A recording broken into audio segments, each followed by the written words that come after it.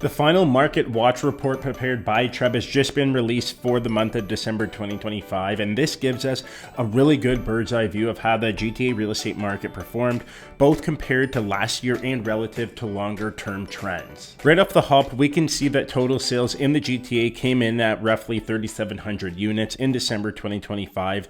That's down about 8.9% compared to the same time period last year. Zooming out to the full year, total home sales across the GTA finished 2025 at 62,433 transactions. That's an 11% drop year over year compared to 2024, when we saw just over 70,000 sales take place. And here's the really important part. That 62,400 figure is also down a massive 28.75% compared to the 15-year running average of about 87,600 sales per year across the GTA. In fact, this is the lowest level of annual sales we've seen going all the way back to the year 2000. When you say it out loud, it really puts things into perspective. We just wrapped up the year with a 25-year low in the total sales category, when only a few years ago in 2021, we had around 127,000 transactions happening in the exact same GTA real estate market, right? So obviously back then market conditions were very different. First, we had extremely low interest rates and massive government stimulus. Borrowing costs were also near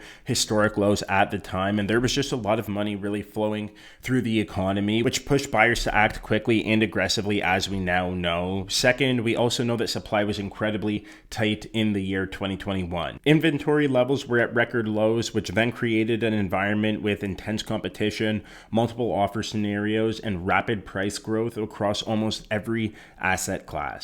In 2025, we dealt with a long list of headwinds, which was completely different from that market that I just mentioned. Higher unemployment, a sluggish economy, ongoing trade and tariff discussions, and affordability challenges. While affordability has improved slightly, it's still stretched for a lot of Canadians, and all of that uncertainty clearly weighed on buyer confidence and ultimately on sales activity in 2025. Now, let's quickly look at prices, starting with where we landed in December 2025 across the main asset classes. Detached homes finished the month with an average price of about $1.498 million. Semi-detached properties came in at roughly $1.122 million. Townhouses averaged $976,000, and they were actually up quite a bit month over month by 12%, and condos lastly rounded things out with an average sale price of $663,000 in December. What I really want to focus on next is how prices have changed on a year-over-year basis, comparing the entire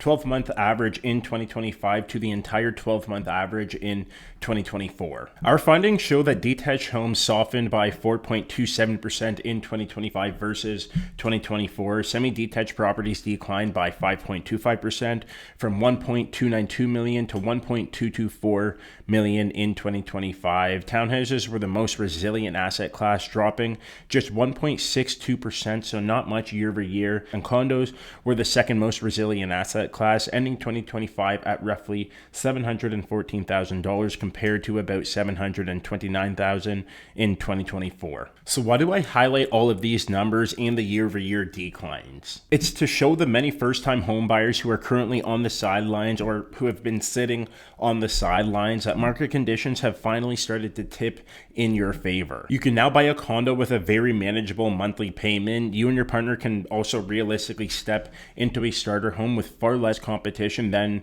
we've seen over the past few years. And that's at a time when home ownership didn't even feel like a possibility. And for the first time in a while, buyers have more choice, more negotiating power, and more time to actually make informed decisions. I know that the market right now is not a perfect market by any means, but it is a very different market from what we've experienced over the last 2 and 3 years. And for many first-time buyers, that shift really matters a lot. Now, let's talk about inventory, because this is where things get interesting. Month over month, inventory actually cooled across the board. 3 of the major 4 asset classes that we track are sitting in a seller's market, while condos are right at the upper end of a balanced market. This is very typical for December in the city of Toronto, as a lot of sellers will pull pulled their listings during the holiday season and plan to relist in the new year. To put some numbers behind that, detached homes ended December 2025 at 3.85 months of inventory, semi-detached homes at 2.18 months, townhouses at 2.76 months of inventory,